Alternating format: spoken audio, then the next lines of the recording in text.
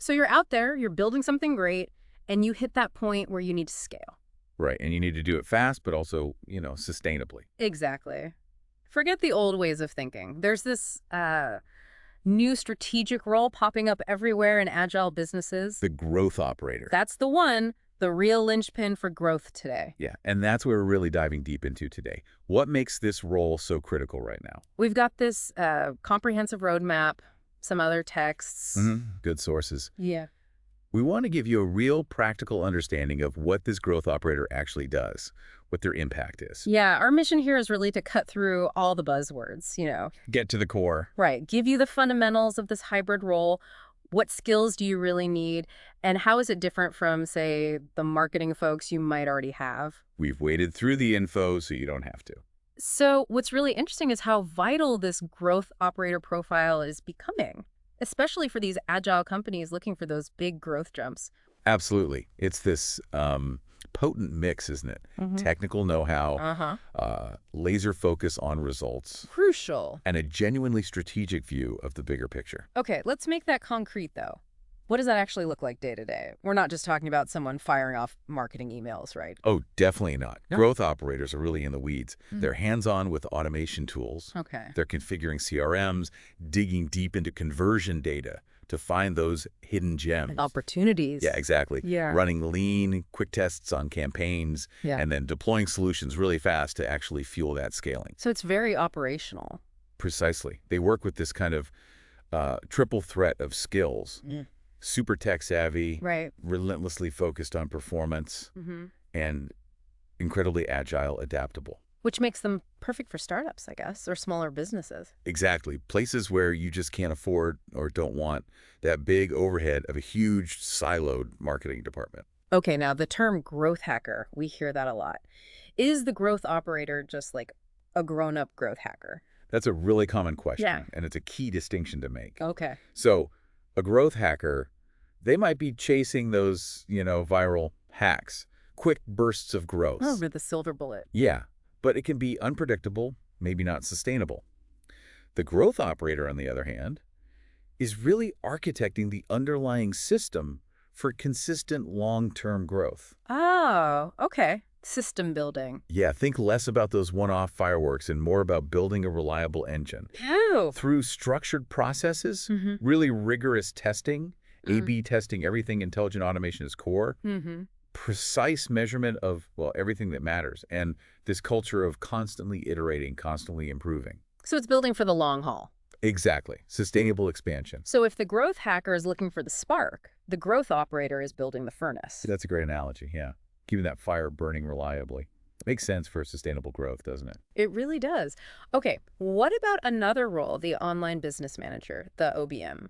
Where do you fit in relation to this? Right, the OBM, they tend to be more like a strategic right-hand person to the leader. Okay. They're often coordinating broader digital projects, managing outside vendors, maybe optimizing internal workflows for general efficiency. More general operations. Yeah, and keeping an eye on overall profitability. Both roles are vital for scaling, for sure. But different focuses. Very different. Yeah. The growth operator has that laser focus specifically on the mechanisms of growth itself. Actually, our sources often call them a winning duo. Ah. The OBM keeps the whole operation running smoothly, while the growth operator is tuning and driving that specific growth engine. Got it. So the operator builds and optimizes the engine. The OBM makes sure the whole car is roadworthy.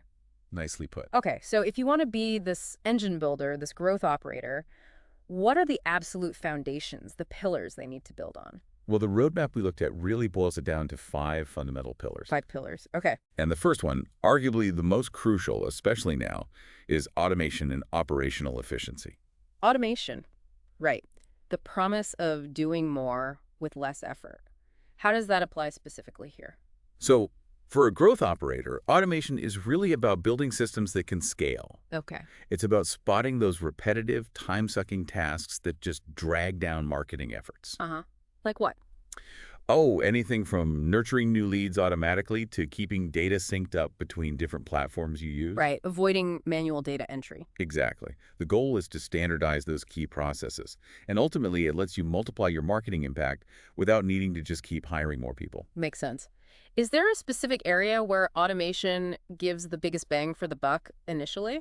That's interesting. Our sources actually suggest that focusing automation on the activation stage of the user journey often gives the highest initial ROI. Activation. So getting new users engaged quickly. Precisely. Especially for SaaS businesses. Yeah. Improving that first experience immediately can really reduce drop-off. So it's about making your team more powerful with smart systems. What are the actual tools they use, the go-to toolkit? Yeah, the essentials usually include platforms like Zapier. Yeah. It connects thousands of apps. Right, the glue of the internet. Kind of lets you build those automated workflows. Then there's Make, used to be Integromat, often seen as maybe a bit more powerful for really complex automations, gives you very fine control over the data flow. Okay. And of course, you have the big all-in-one platforms like HubSpot. They have lots of automation built right in for email, lead nurturing, CRM. Got it. That's a powerful set of tools. But how do you decide what to automate? Isn't there a risk you automate something that really needs a human? That's a really smart question. And it's a key skill for the growth operator, identifying those high-impact but also highly repetitive processes. Those are the prime candidates. So not just automating for the sake of it. No, definitely not. Think about that ARR framework: awareness, acquisition, activation, retention, revenue, referral. Pirate metrics. Right. A good growth operator maps out each stage and pinpoints where automation can smooth out the journey or make things more efficient. Strategic automation. Exactly. It's not about automating everything. Yeah. It's about freeing up your people's time and brain power for the stuff that does need that human touch, the more strategic thinking. Okay. Pillar 1, automation and efficiency. Got it. What's the next essential foundation? Pillar number 2 is data intelligence and analytics. Okay, no surprise there. You can't grow what you can't measure. Data is your map and compass, right? Absolutely. Couldn't have said it better. Yeah. In today's world, data science, even just basic machine learning concepts, they're becoming fundamental for effective growth. How so? Well, they let growth operators go way beyond just looking at surface-level numbers, like website visits. Right, vanity metrics. Exactly. They allow you to really dig in and understand why customers behave the way they do, spot patterns, optimize your marketing based on actual evidence, and constantly refine the user experience based on what the data is telling you works or doesn't work.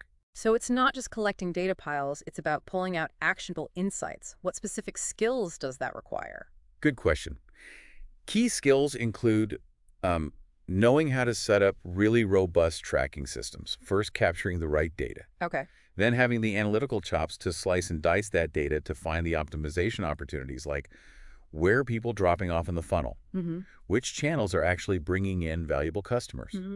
Then, being able to translate those findings into concrete actions, into tests you can run. Testable hypotheses. Exactly. And finally, the skill to build clear, easy-to-understand dashboards that track the critical KPIs, the key performance indicators.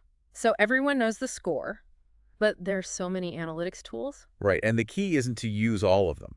It's about selecting the right tool for the job, for the specific insight you need at that stage. For example? Well, an early-stage startup might just need Google Analytics and maybe something like Hotjar for heat maps just to understand basic behavior. Later on, they might invest in more advanced tools like Mixpanel or Amplitude for really deep cohort analysis. Got it. Tailor the tools to the stage and the question. Precisely. Yeah. It's all about making decisions based on facts, not gut feelings. That's how you use resources efficiently and really maximize your impact. A data-driven culture led by the growth operator makes perfect sense. That's the goal. Okay, pillar 1 was automation. Pillar 2 is data intelligence. What's pillar number 3 holding up this growth operator? Pillar 3 is the mastery of no-code tools. No code. The movement that's putting serious power into the hands of non-developers. How does this empower a growth operator? Massively. The no-code revolution has just completely democratized building digital stuff and automating complex processes. Right. It means growth operators can build and launch solutions super quickly without waiting in line for the dev team or getting bogged down in long coding cycles. This sounds like a huge advantage in growth where speed is often key. It's enormous. That agility is critical. Can you give us some actual examples? What can they build with these no-code tools? Sure. So you've got platforms like Bubble.io. Heard of that one? Yeah, it lets you build surprisingly sophisticated web applications without any code.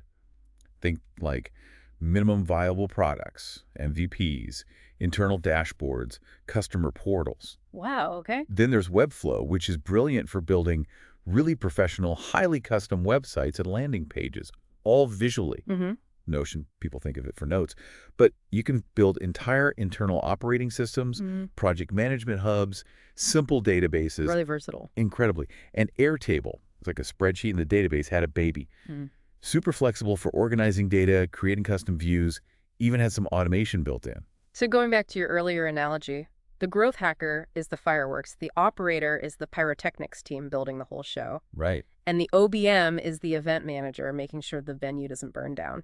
Huh, yeah, someone like that. The operator uses these no-code tools to build the launch sequences, the targeting systems, the feedback loops for that consistent impact. So they can basically prototype ideas, launch them super fast, test assumptions cheaply, and then tweak things based on real user feedback, all without those classic development bottlenecks. Exactly. It just accelerates the whole learning cycle dramatically. Build, measure, learn, but much, much faster. Okay, 3 pillars down. Automation, data, no-code agility. What's the fourth essential piece? The fourth pillar is growth strategy and metrics. Right. This feels like where it all comes together. This is about actually driving that sustainable growth we keep talking about. Precisely. This is the strategic core. A growth operator needs a really deep understanding of how to design conversion funnels, how to optimize every single step, how to identify and then leverage those sustainable growth mechanisms, people often call them growth loops, Growth loops, okay. and crucially, how to accurately measure the impact of every single action they take. No guesswork. So it's definitely not just throwing spaghetti at the wall and seeing what sticks. It's much more calculated. Absolutely. It involves being able to look at a specific business and pinpoint the most effective levers for growth right now. Okay. Designing the product experience itself so that it naturally encourages people to sign up, stick around, and even bring others in. Retention and referral built in. Exactly. Ah. Constantly watching and optimizing that critical ratio. Customer acquisition cost versus lifetime TTC LTV. Gotta make sure you're profitable long term. Right. And implementing those self-sustaining growth loops where happy users become your advocates and drive more growth almost automatically. And this isn't just a one-off setup, is it? It sounds like an ongoing process. Oh, absolutely.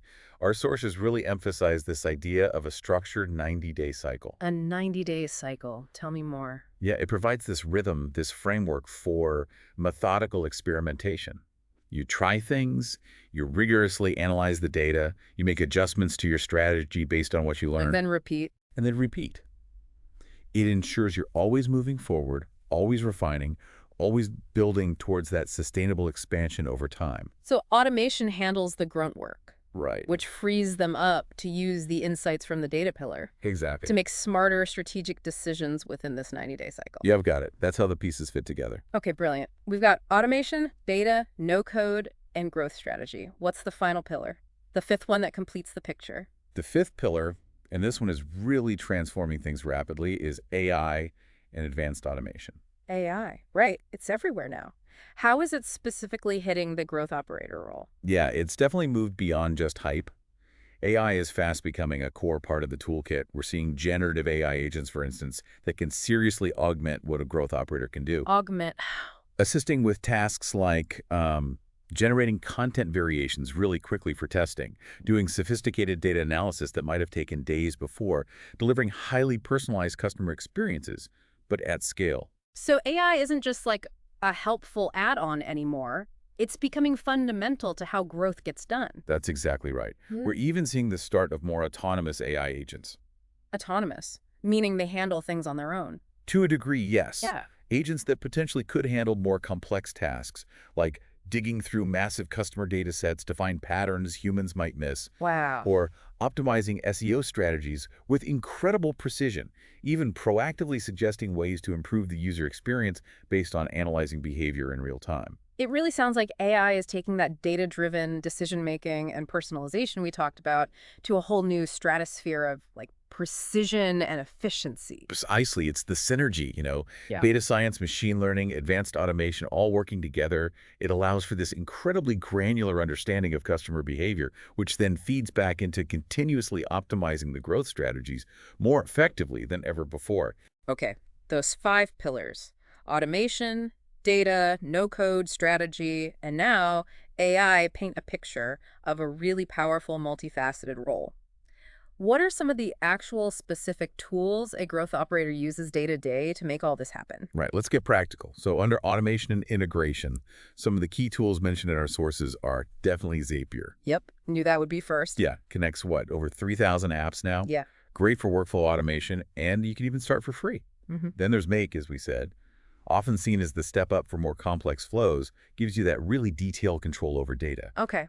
And HubSpot, again, as that all-in-one marketing automation and CRM platform, it's got strong built-in features for campaigns, nurturing, tracking interactions. Right, the integrated suite approach makes sense. What about those no-code platforms for rapid building? Yeah, for building actual web apps without code, Bubble.io is a leader. Again, has a free starting point. Good for MVPs. Perfect for MVPs, dashboards, internal tools. Then Webflow is fantastic for those really polished custom websites and landing pages. Very visual, quite intuitive once you get the hang of it. Okay. Notion, super versatile for project management. Wikis, internal operating systems. Yeah, we use Notion. See. And Airtable, that spreadsheet database hybrid. Awesome for flexible data organization, collaboration, visualization. Also has free plans. It really is amazing what you can build now without being a traditional coder. Okay, what about analytics and tracking? Can't fly blind. Absolutely critical. Google Analytics 4 is kind of the baseline standard now, right? For website traffic, user behavior, conversions, for deeper dives into why users do what they do, tracking their full journey. Tools like Mixpanel or Amplitude are really powerful. More behavioral focused. Exactly. Yeah. And then for the qualitative side, understand the experience, Hotjar or Full Story are invaluable. Heat maps, session recording. Seeing what users actually do. Right. And Segment often acts as the central plumbing for all this data. Collects it once, then sends it out to all your different analytics and marketing tools. The data hub. Got it. Yeah. Okay, lastly, the cutting edge. AI and advanced automation. What tools are emerging there? Yeah, this space is moving incredibly fast, but our sources point to a few key types. Generative AI agents are huge for automating content creation. Like writing emails or posts? Exactly. Yeah. Drafting email copy, social posts, landing page variations for A/B tests, all super fast. Then you've got sophisticated conversational AI tools. Chatbots. Yeah, but way beyond basic chatbots. Virtual assistants that can handle initial lead qualification, answer complex questions, guide users through onboarding. Take and load off the team. Definitely. And then there are machine learning platforms that power predictive analytics. What does that mean in practice? Means you can automatically segment audiences based on who's likely to buy or churn, and then optimize marketing campaigns in real time based on performance data, maximizing your ROI. Wow, okay. That whole toolkit sounds incredibly powerful, but maybe a bit daunting too. If someone's listening and thinking, I want to get into this, what are the key learning resources? What kind of approach should they take? Yeah, it can seem like a lot, but the key thing is, continuous learning is absolutely non-negotiable in this field. Because things change so fast. Constantly. The tools evolve, best practices shift. You have to be committed to staying curious and staying updated. Makes sense. Are there any specific resources, podcasts, books you'd point people towards? Definitely. On the podcast front, Growth Makers by Gabriel Gurvich. It's in French, but the insights are universal. He interviews growth leaders from huge companies like Uber, Buffer. Ah, okay. Real-world strategies. Exactly. They share their processes, their tools. Marketing Mania is another great French one. Very practical on digital marketing and growth. Okay. And books? For foundational reading, Hacking Growth by Sean Ellis and Morgan Brown is essential. Lays out the whole methodology. Right, the originator of the term growth hacking. That's him. Then Hooked by Nir Eyal is brilliant for understanding the psychology behind user engagement and building products people want to keep using. Crucial for retention.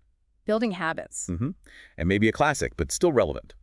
Scientific Advertising by Claude Hopkins. The fundamental principles of data-driven marketing haven't really changed. Wow, okay. Good mix of modern and timeless.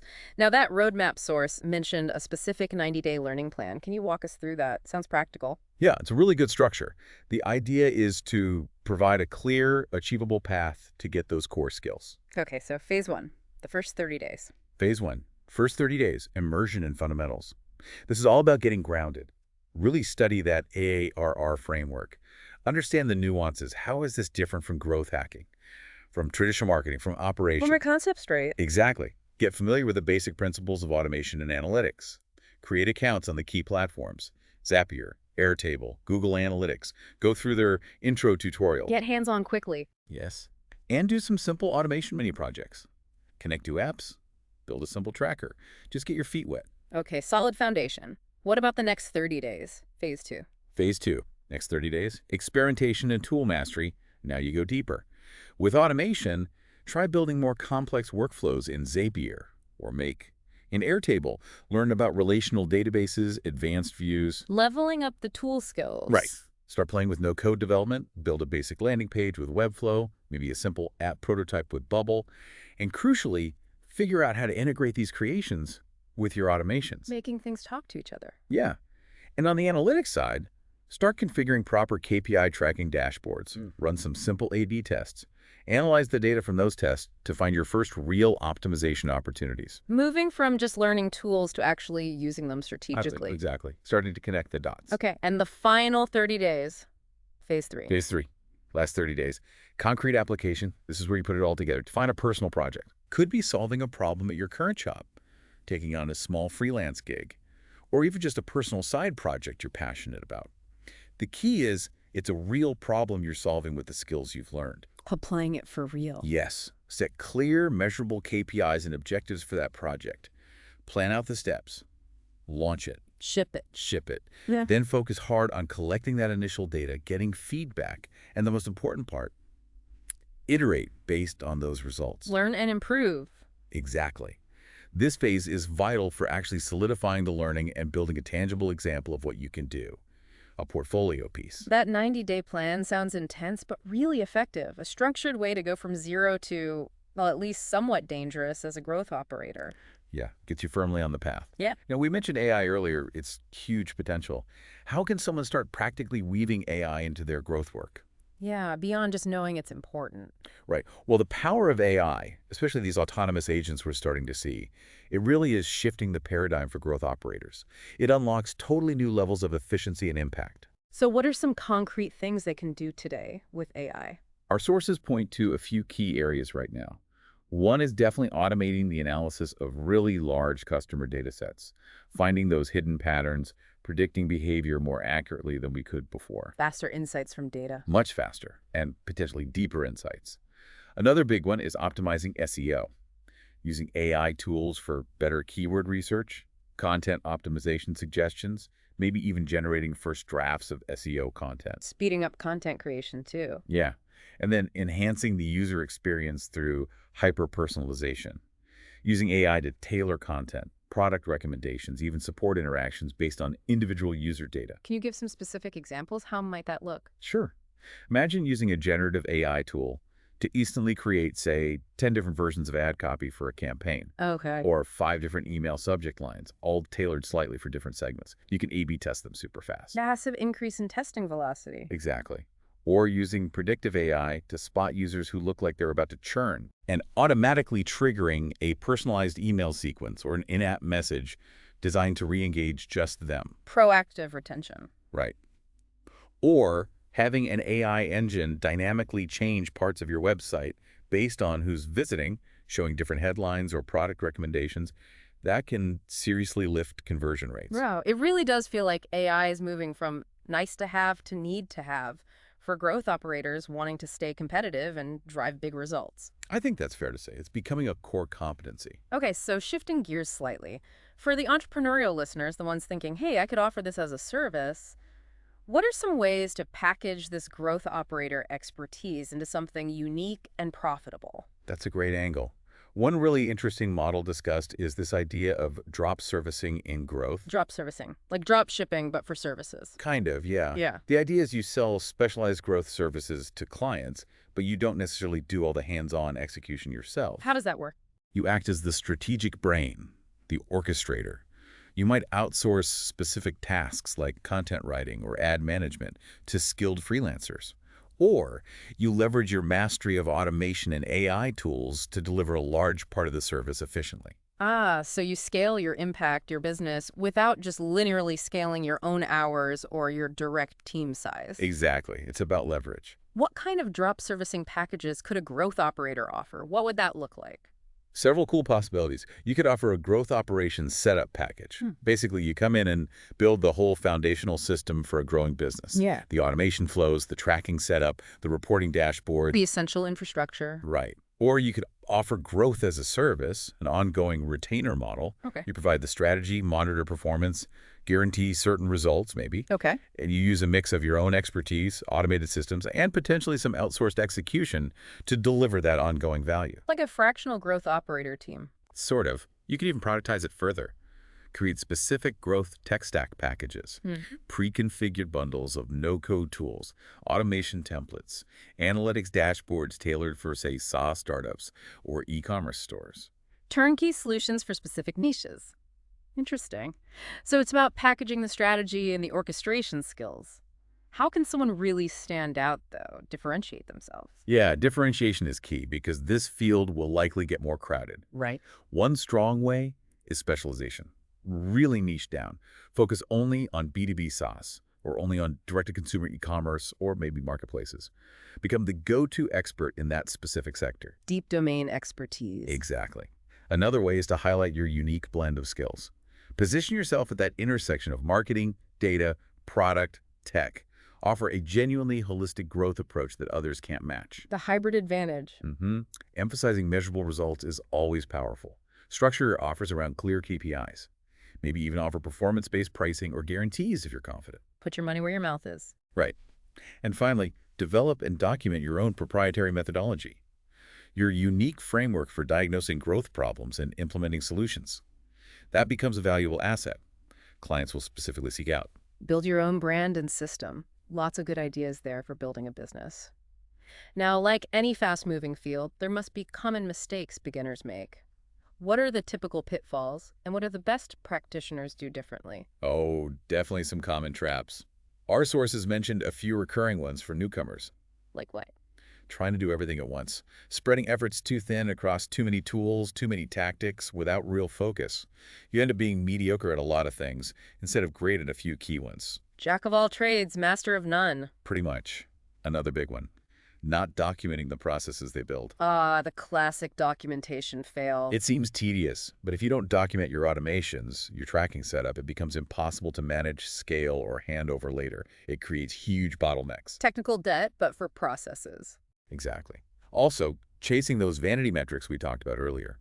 Focusing on website traffic or social media likes instead of metrics that actually tie to revenue or user activation. Looks good on a chart, doesn't help the business. Right. And one more. Automating too early. Trying to automate a process that's still messy, unstable, or hasn't even proven its value yet.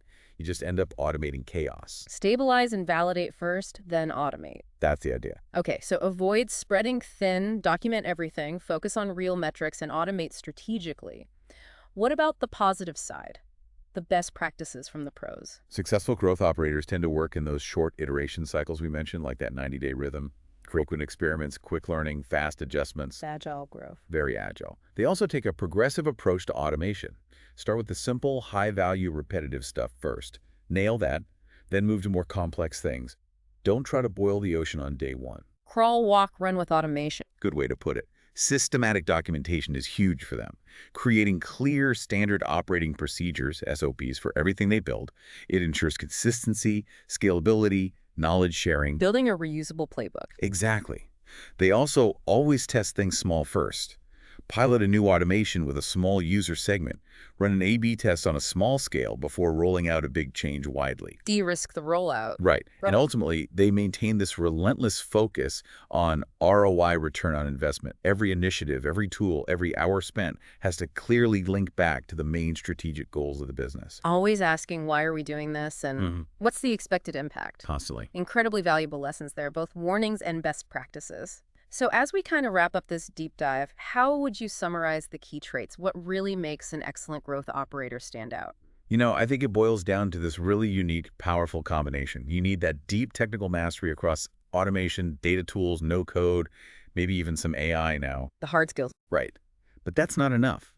You also need real strategic vision, understanding the business goals, seeing the big picture, knowing which levers to pull. Why behind the what? Exactly. And layered on top of all that is this inherent ability, this mindset of constant adaptation. because the tools, the platforms, the best practices, they're always changing. You have to love learning.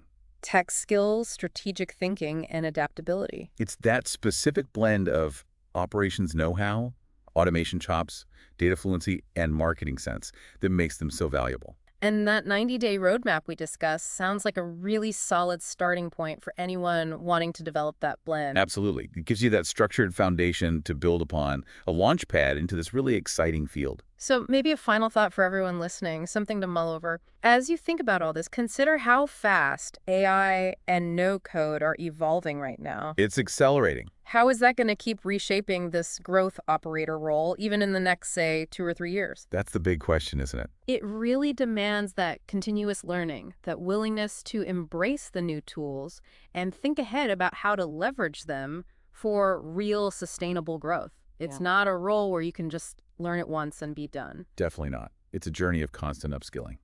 Well, thank you so much for diving deep into the world of the growth operator with us today. We really hope this gave you a valuable shortcut to understanding this crucial emerging role. Yeah, our goal is always to cut through the noise and help you grasp what really matters in these complex topics. So take a moment. Think about how these ideas, the pillars, the tools, the mindset might apply to what you're working on or what you're interested in. Keep learning, keep exploring. And if this sparked any thoughts or follow-up questions for you, please don't hesitate to reach out and share them. We love hearing from you. That's all the time we have for this deep dive. Join us next time as we tackle another fascinating subject.